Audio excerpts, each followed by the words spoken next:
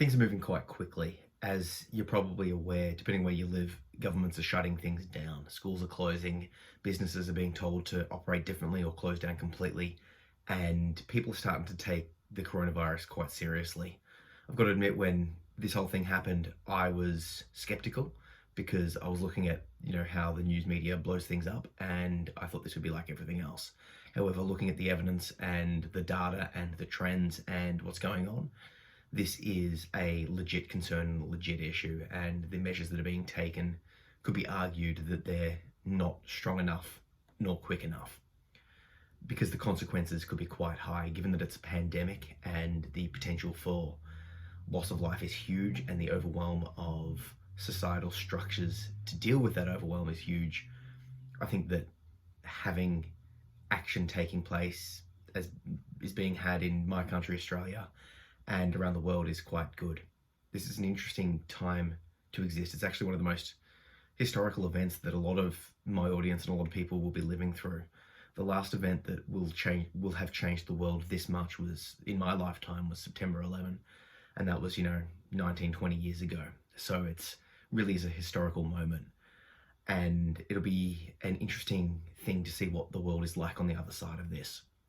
Obviously, right now we're in that tumult, that stage where no one's sure of what's going on. We're not sure how bad it's going to be, and there's a lot of thoughts that I want to sort of suggest on this. And the first one is that if this all dies down and goes away, there will be this argument that people are overreacting, that we overreacted, and that we shouldn't have cared so much, or that it wasn't going to be as bad. But that's probably a good thing. If people criticize governments for overreacting, for shutting down schools and all the stuff that they're doing, but they avoid a bigger crisis, that's great in my book.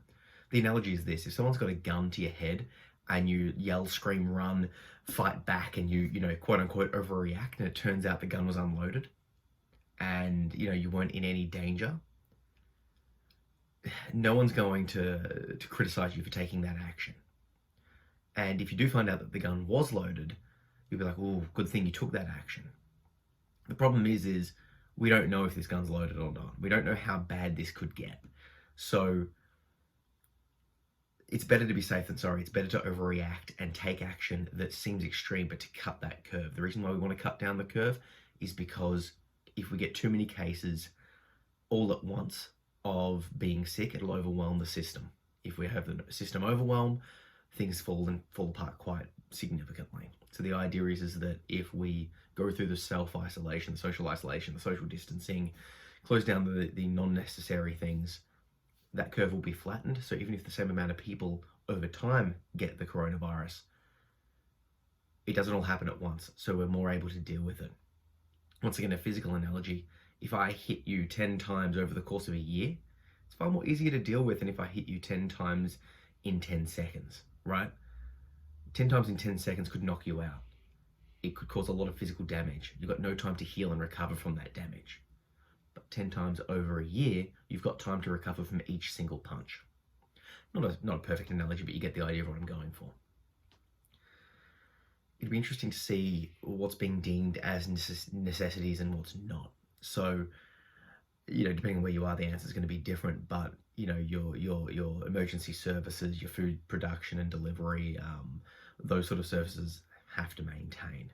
But where's the line drawn? So part of my main thing that I do is Brazilian Jiu-Jitsu. I love it.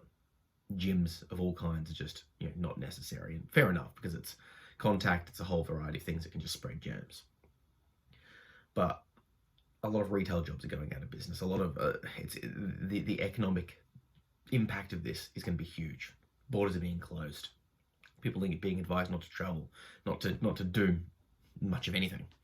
So there's going to be a massive financial issue, and people are going to lose jobs, lose money, lose a lot of stuff. Once again, some governments are providing stimulus packages and all of that sort of stuff, but who knows what the long-term impact of that will be. If you do have access to it, if you are in a country that is doing that, take it up and do what you can to look after yourself and look after your family, because obviously there's a lot of those questions, and any support you can get from your family, from your friends, and from the government take it. Don't be too prideful. Don't be too egotistical about it, saying you don't need it. Yeah, we're all in a time of crisis. Let's accept that help. And on the other side of things, you might have access to help that you're not aware of. So if you do lose your job, I know in Australia there's schemes that will give you access to job seeker allowances and all of this sort of stuff while this whole thing is going. People are able to access their superannuation, and if you're a small business, there's grants and funding and all of this sort of stuff. I don't know the details, but depending on where you are, look into it. I see an interesting thing happening in our future post coronavirus, in the sense that a lot of the jobs are being forced to get people to work from home, to have their meetings over the internet, and to cancel things altogether.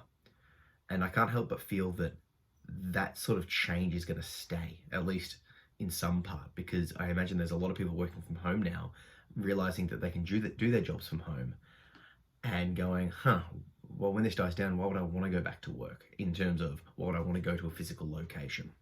Given the technology that we have, given the fact you're watching or listening this, suggests that there's a far more logical, easier, more convenient option that we have at our fingertips. And a lot of my friends and family members are losing their jobs and are unable to work, but a lot of them are also now continuing to work, but from home.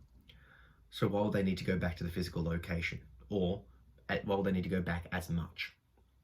I think that's a positive, because I know that working from home, or a lack of transport hours in traffic, all of these things would do wonders for people's mental health, and not to say anything for the environment. The less time we spend in traffic, the less time we're wasting our time, the more we can be committing to self-care, to exercise, to relations, to a whole variety of things, not having to pay the money for the cars and the infrastructure benefits. There's a whole variety of things that it'll be interesting to see what sticks. I feel like there's going to be a lot of changes. Like I said, post coronavirus, it's going to be an interesting world. I feel like the next crisis after this, we will be simultaneously more scared, but also more prepared.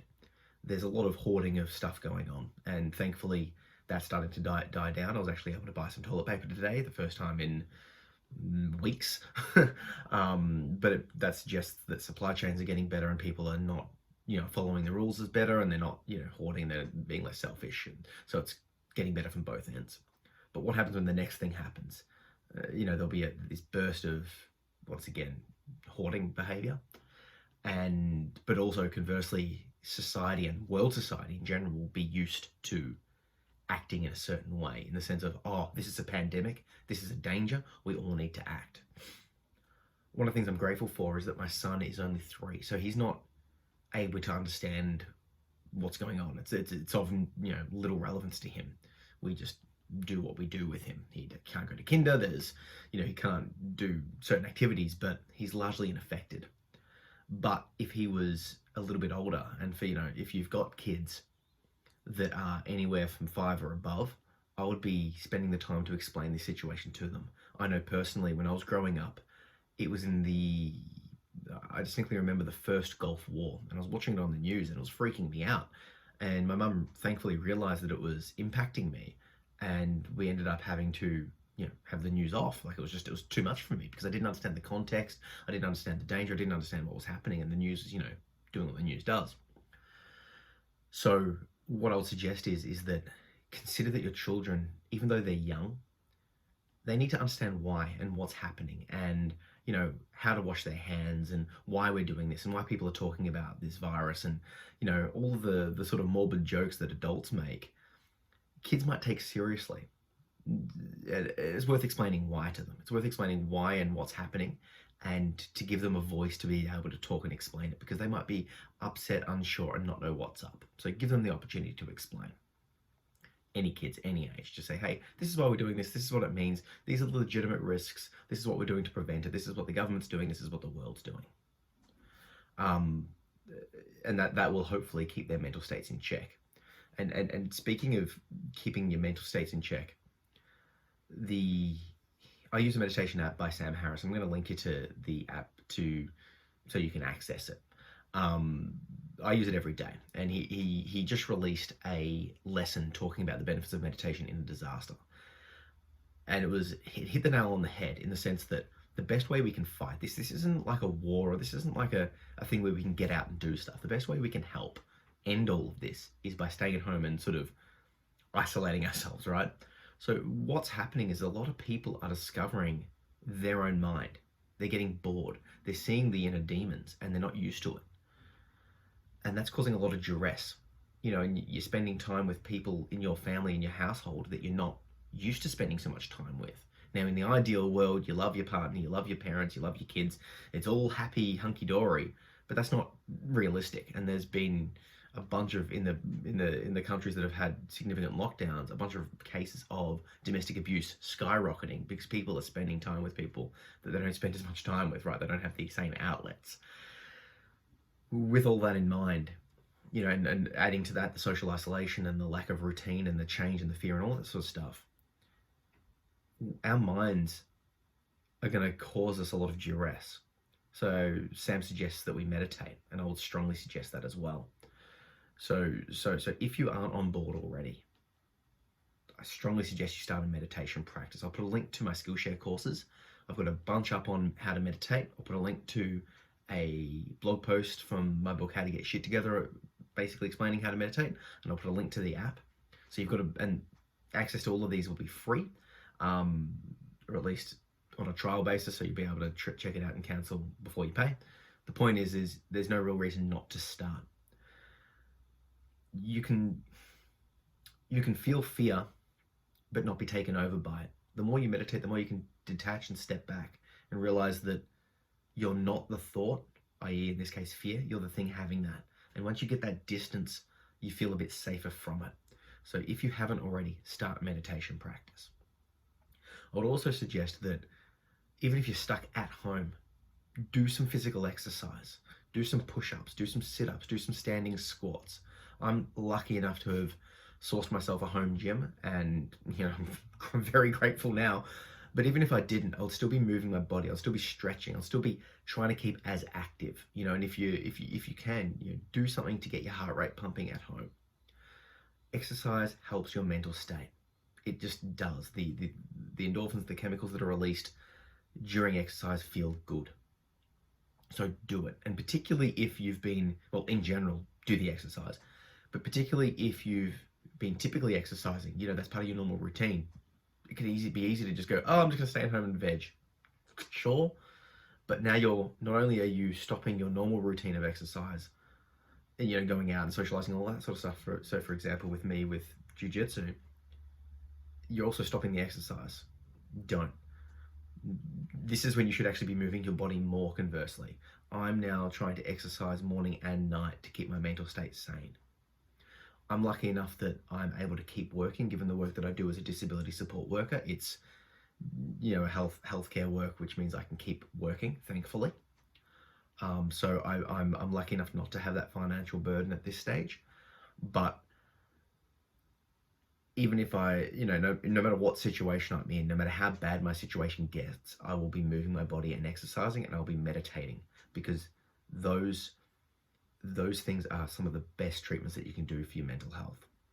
I would also suggest that doing as much as possible to maintain your social life. Now, obviously, if you're isolated, if you're at home, and that's what we need to do right now, what can you do? Phone calls, text messages, connect on social media, get into a social group via your social interests, jump on Reddit, find a community, make a community. A couple of my friends online posted that they're having, you know, Skype dinners together, right? Sounds ridiculous, but it also sounds lovely when you think about it, yeah? So use the technology we've got, think outside of the box, and still have those interactions and those connections. And it won't be the same, but it's better than nothing. If you let yourself fall off the wagon and don't take those steps preventatively, it's going to get shit. It's going to get real bad mentally. My main concern over all of this is people's mental states. When my partner went on holidays to see her family overseas for 3 to 4 weeks, I was worried because I was going to be left on my own, as in just me and the cat. My son and my wife are gone for a month. I spoke to my psychologist about it, and she said, it's going to suck for the first 2 to 4 days, but then you're going to get into the routine and you're going to enjoy it. It's just, you're going to get through that change period is going to be tough. And when they come back, that's going to happen again. You're going to have to get back into the groove of them being around. And I think that's what's happening to society in general. As we realize what we need to do, and as our governments force us, or as we choose to reduce social contact and do all the things that we're going to be doing, it's a massive learning curve, and it's going to suck in that first instance. Unavoidable potentially. We can do things to mitigate, like I just discussed, but we can take those actions. We can do those things. But if we're aware that there's going to be a learning process and getting into that routine process, but we will get it, and you will get better. You will get used to it, and it's not permanent. Knowing that it will get better is, a bit of a light at the end of the tunnel. Give yourself 3 days to a week, and you'll get used to this new life. Okay. The final thing I want to suggest is that looking at this is there's a lot of stuff we can't do because of the coronavirus, but what do we get to do? So for me personally, I'm spending more time at home with my family. I've got more access to books. I've got more time to just do certain things that I wasn't able to prioritize. Now, would I want to do those things? Would have I chosen to do those things? Could have I done if I had been able to do other stuff? Maybe not. But I get to do them now. So what I'm getting at is it's not only that you're giving up stuff, you're also getting a different sort of opportunity. So start taking that. Start looking at what you can do. If you've wanted to practice your guitar but you haven't had the time, maybe now you do, right? If you'd wanted to learn how to sing, if you wanted to practice Tai Chi, if you wanted to read more books, there's things that you can do that you didn't have the time to do in the past. Maybe connect it and do relationships with your family, spending more time with them, right? Take that opportunity, embrace that. It's not ideal, it's not what you would want to necessarily do, but you've got options. With that in mind, I'm going to start suggesting things that I'm enjoying, that I've found myself doing. The first one is obviously the solo exercise. I'm going to be putting out a bunch of Skillshare courses over the next weeks to months, talking about how I'm exercising at home and how to make it fun and all of that sort of stuff. So once again, head over to Skillshare, start the meditation course, and you'll be able to get notified when those courses start coming in. And also reading books. So the books I want to recommend today at least, is the Mistborn trilogy by Brandon Sanderson. Now, if you want to listen to this book for free, head over to audibletrial.com/ZAC and you'll be able to get a free trial and search for this book, listen to it. I loved it. Or you can read the paperback book. I'll chuck links down to the Audible trial for free or the paperback link in the show notes as well. This book is the first book, Mistborn of the series, is a heist, a fantasy heist novel. Those heist novels sort of like Ocean's 11 style, where there's a group of guys and girls who've got this mission to accomplish, and they plot it out and all of that sort of stuff. And then the second 2 books goes into the fantasy world exploring that. And there's actually 3 more books in the series that takes place, a couple of hundred years after the fact. And then the author, Brandon Sanderson, is planning on doing another series in the future. So it'll be sci-fi futurist. I loved this series. It was incredible. Blew me away. I can't wait to reread it, to be honest. Being a book nerd, as you can see, if you're watching the videos behind me, I've got more books than I have time, even though we've all got time now, so hopefully I'll be able to get through some of these books. But if you're into sci-fi, if you're into fantasy, if you like the idea of a magic system where the rules of the magic system and the characters, it's explained to you and you can see the characters exploiting the rules and sort of, getting smart with it. If you like that sort of epic scope of fantasy where it's sort of, it's literally biblical in scope, this is the book for you. I can't recommend it enough. Mistborn series by Brandon Sanderson.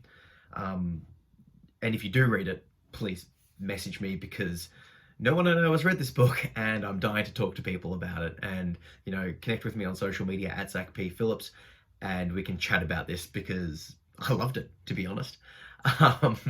So yes, look, I'm going to be putting out a lot more content. Once again, one of the opportunities that I get because of this is to make and produce more content because I've got more time at home. Right? So I'll be doing a lot more podcasting and a lot more Skillshare courses. So yeah, hopefully we can make this into a community. And the final thing I want to suggest on terms of the community idea is that if you're not a part of it already, jump on board the How to Get Your Shit Together community. It's based around my book, How to Get Your Shit Together, obviously. The idea is that it's a community where you can share and connect, sort of, help each other out if you've got some sort of questions you want to ask, or if you've found a useful resource that you think would help people ostensibly to, quote unquote, get their shit together, share it there. But any sort of information, ideas that can help people deal with their mental states or to start thriving. And I like the idea of developing a community basically because, in this time we're a part of a world community. We're all facing this age, ethnicity, gender, sexuality, race, whatever, income levels. This is impacting us all. We're all part of this. So let's get a community, let's connect, let's talk, right? Cheers.